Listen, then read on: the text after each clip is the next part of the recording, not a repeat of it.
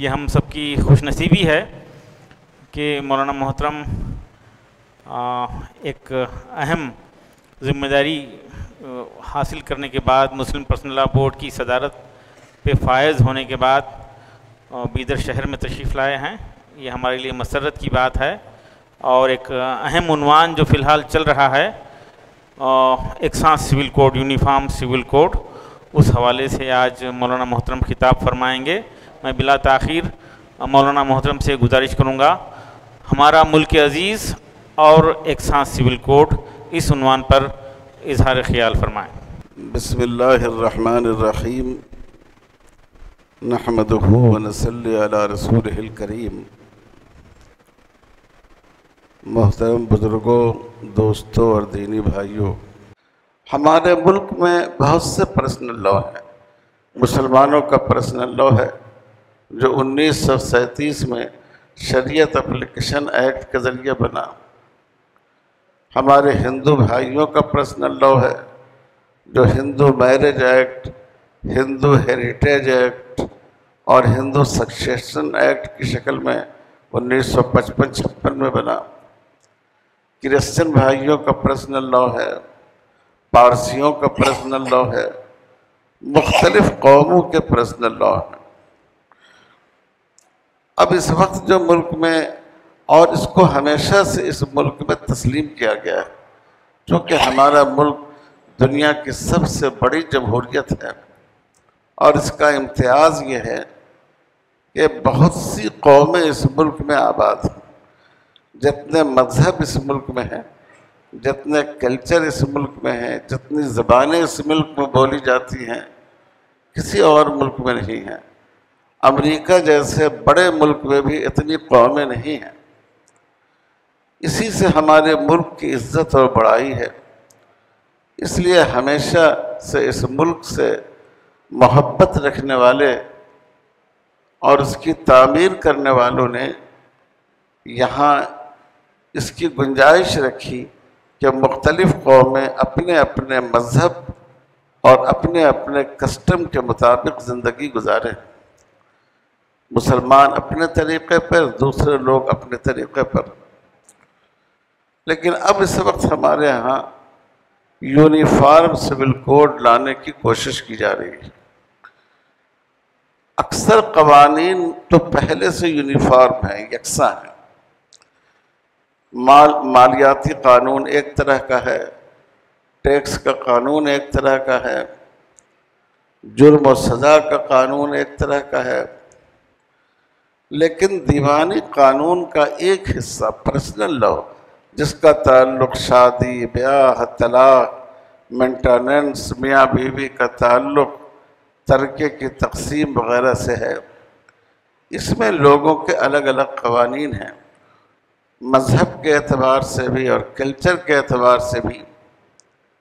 اب گورنمنٹ چاہتی ہے کہ یہاں یونیفارم سول کوڈ لائے، یعنی ایک ہی قانون تمام لوگوں پر نافذ کر دے. یہ اس ملک کے مزاج کے بھی خلاف ہے اور اس کے دستور کے بھی خلاف ہے، کیونکہ دستور کی دفعہ 25 میں اس بات کی گنجائش رکھی گئی ہے کہ ملک کے ہر شہری کو اپنے مذہب کے مطابق عقیدہ رکھنے کی اجازت ہوگی. اب اگر ہمارے ملک میں اس سہولت کو ختم کر دیا جائے تو نتیجہ یہ ہوگا کہ یہ سارے طبقات پھر بغاوت پر اتر آئیں گے. ملک کی سالمیت اور اس کا اتحاد خطرے میں پڑ جائے گا. تو اس لیے میرے بھائیوں اور بزرگوں، یونیفارم سول کوڈ یہ بالکل ناقابل قبول ہے. مسلمانوں کے لیے بھی نقصان دہ ہے، ملک کی اقلیتوں کے لیے بھی نقصان دہ ہے، اور اس ملک کی سلامتی اور اتحاد کے لیے بھی نقصان دہ. اس لیے کرنا یہ ہے کہ All India Muslim Personal Law Board نے اپنا اعلان جاری کیا ہے. پہلا مرحلہ یہ ہے کہ لاء کمیشن، 21ویں لاء کمیشن آف انڈیا نے ایک اپنی طرف سے اعلانیہ جاری کیا ہے ملک کے عوام سے رائے مانگی ہے کہ آپ کے خیال میں یونیفارم سول کوڈ ہونا چاہیے یا نہیں ہونا چاہیے۔ صرف ہم کو یہ رائے دینا ہے کہ یونیفارم سول کوڈ نہیں ہونا چاہیے۔ سب لوگ انشاءاللہ یہ رائے دیں گے انشاءاللہ۔ اس کا طریقہ بہت آسان ہے، All India Muslim Personal Law Board کی طرف سے اس کا اعلان آ چکا ہے، اور میں امید رکھتا ہوں کہ ہمارے جناب عبدالقدیر صاحب جو اس کا کوڈ ہے وہ بھی انشاءاللہ یہاں ہر مسجد کے دروازے پر لگا دیں گے کہ آپ جائیں اس بار کوڈ پر انگلی رکھیں اور اس میں وہ سائٹ نکل آئے گی جس پر آپ کو میل کرنا ہے، اور اس میں جو عبادت لکھنی ہے، جو آپ کو ایک دو سینٹنس جو لکھنا ہے اس کی بھی نشاندہی کر دی گئی ہے، بس وہ آپ لکھ دیں اور زیادہ سے زیادہ بڑی تعداد میں لاء کمیشن کے سامنے یہ بات جائے کہ ہم لوگ یونیفارم سول کوڈ سے متفق نہیں ہیں، ہمارے ملک میں اس کو نافذ نہیں ہونا چاہیے۔ اس وقت میں یہ شریعت کا بہت بڑا ایک شریعت کی ذمہ داری ہے ہم لوگوں پر، شریعت کے حفاظت کا تقاضا ہے۔ ابھی ہم کو سڑک پر نکلنے کی ضرورت نہیں ہے، ریلی نکالنے اور احتجاج کرنے کی ضرورت نہیں ہے، یہ ایک خاموش کوشش ہے، اور انشاءاللہ اس کوشش کا بڑا اثر ظاہر ہوگا۔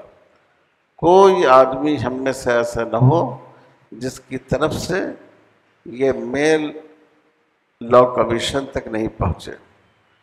مدرسوں میں، اسکولوں میں، مسجدوں میں اور جتنی ہماری تنظیمیں ہیں ان میں جو ذمہ دار حضرات ہیں وہ اس پر پوری توجہ دیں۔ یہاں All India Muslim Personal Law Board کے رکن رکین ہیں ہمارے جناب عبدالقدیر صاحب، وہ بھی اس سلسلے میں کوشش کر رہے ہیں۔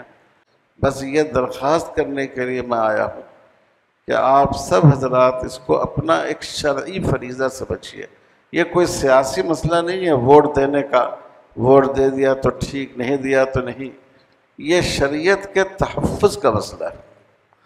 آپ کی ایک رائے کی بڑی اہمیت ہوگی، ایک ایک رائے کی، اس لیے ہر آدمی کوشش کیجیے کہ آپ یونیفارم سول کوڈ سے اپنی ناراضگی کو لاء کمیشن کے سامنے رکھیں، اور خاص کر جو خواتین ہیں ان کو اس پر اور زیادہ توجہ دینی چاہیے، کیونکہ یونیفارم سول کوڈ کے لیے لوگ مسلمان عورتوں کے ساتھ انصاف کا بہانہ کرتے ہیں، یہ کہتے ہیں کہ مسلمان عورتوں پر بہت ظلم ہو رہا ہے، ہم ان کو انصاف دلانے کے لیے یونیفارم سول کوڈ لانا چاہتے ہیں۔ یہ بالکل جھوٹے ہیں۔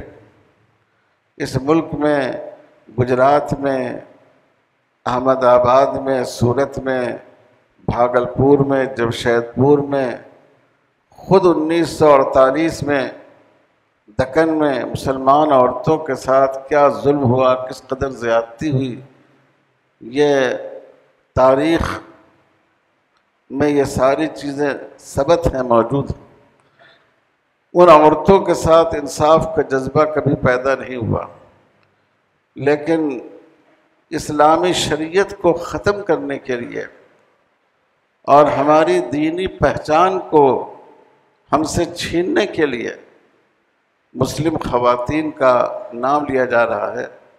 تو میں خواتین سے خاص کر درخواست کرتا ہوں کہ جیسے آپ نماز کو ایک فرض سمجھتی ہیں، روزے کو ایک فرض سمجھتی ہیں اور صحیح سمجھتی ہیں، اسی طرح اس وقت کے حالات میں یہ بھی آپ کے لیے ایک شرعی فریضہ ہے کہ آپ لاء کمیشن کی تک اپنی ناراضگی کو پہنچائیں کہ یونیفارم سول کوڈ ہمیں قبول نہیں۔